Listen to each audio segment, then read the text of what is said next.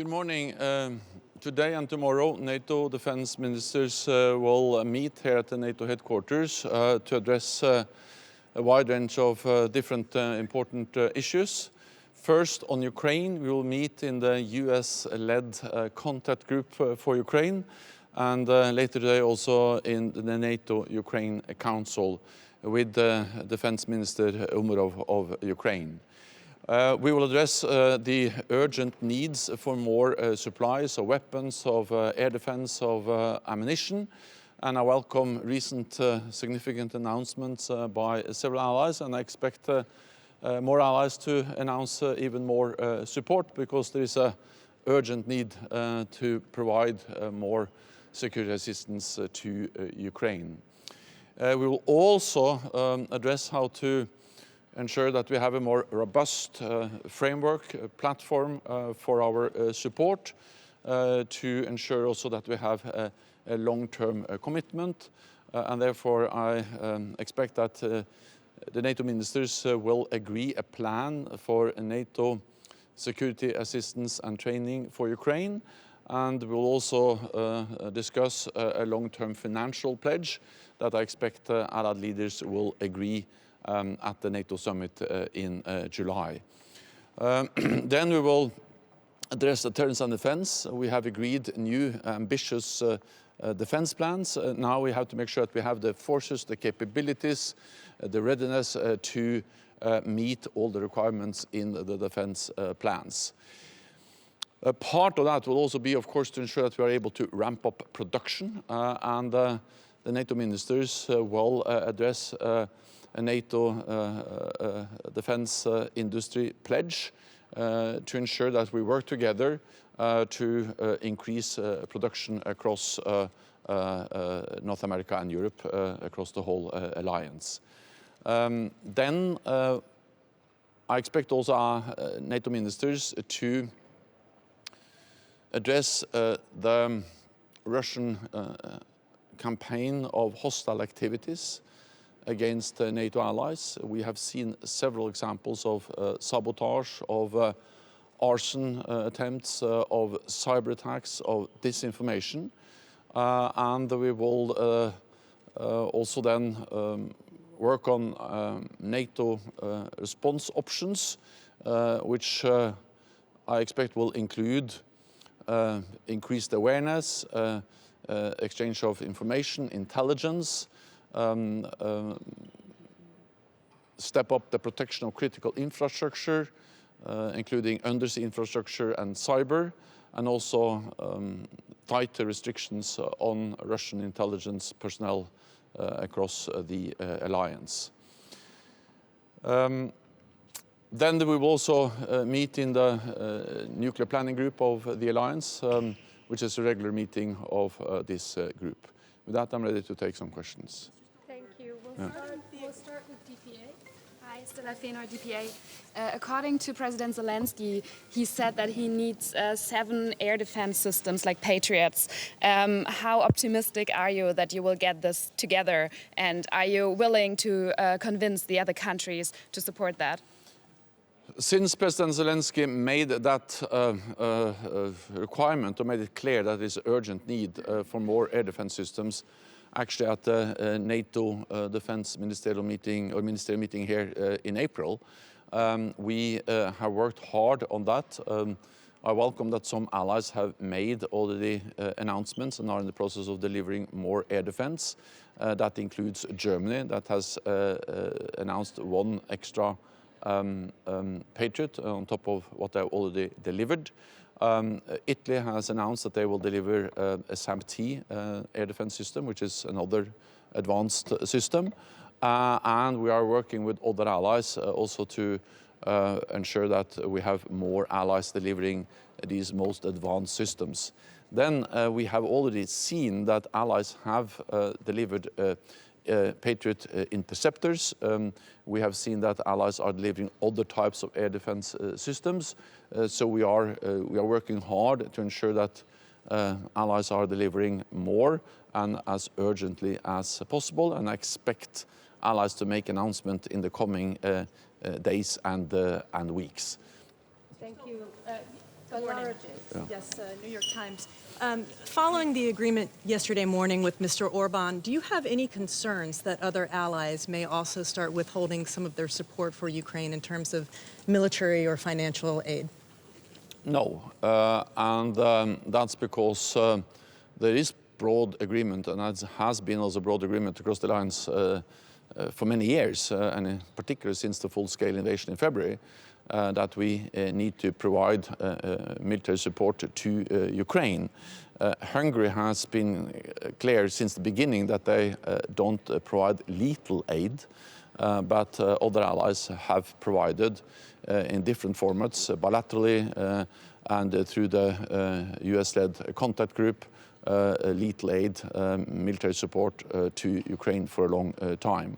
What we are doing now is that we are agreeing a NATO plan for security assistance and training for Ukraine to ensure a more robust framework, to ensure more predictability, and combined with a financial pledge. The whole idea is to minimize the risk for gaps and delays, as we saw earlier this year, because the gaps and delays in both the provision of military support from the United States, but also from several European allies, made a difference on the battlefield. It's one of the reasons why the Russians are now able to push and to actually occupy more land in Ukraine.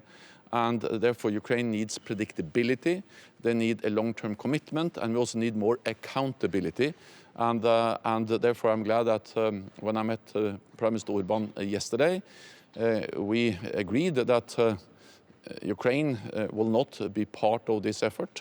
They will not send Ukrainian personnel to the NATO effort to provide more security assistance and training. They will not be part of the financial pledge. But at the same time, Hungary made it clear that they will not block other allies from moving forward to agree the plan and to agree a financial pledge. And Hungary will also, of course, meet all its other NATO obligations, including by their contributions to NATO's common funding. Yeah. Has it been agreed then that the contact group will be brought under NATO coordination as opposed to the United States? I think we need to distinguish. The contact group is a US-led effort, and the contact group has played and is playing a very important role. We meet today here. This is about the practical implementation of the delivery of security assistance and training, partly also activities which are now taking place in Wiesbaden, so that is separate from the corporate, from the contact group. Okay, Alexander, Deutsche Welle. Thank you very much. This is the last defense ministers meeting before the summit in DC. What would you describe then as the biggest stumbling blocks, the biggest issues that you still need to discuss on your way to a successful summit? Thank you. The main topics at the summit will be Ukraine, it will be deterrence and defense, and it will be our partnership with the Asia-Pacific partners, Australia, New Zealand, Japan, and South Korea. Of course, we have work to do on all these issues before we finalize the decisions. I expect that today and tomorrow we will agree the plan for NATO security assistance and training for Ukraine. But of course, it remains work to do on the financial pledge. My proposal is that we should agree a long-term financial pledge with a baseline of 40 billion per year. That is new, fresh money every year delivered to Ukraine because they need that to be sure that they have the resources to repel the Russian aggression against their country. And by having a NATO pledge and a NATO plan, we will have more transparency, more predictability, and more accountability. And we still have some work to do on that before we have the full agreement in Washington.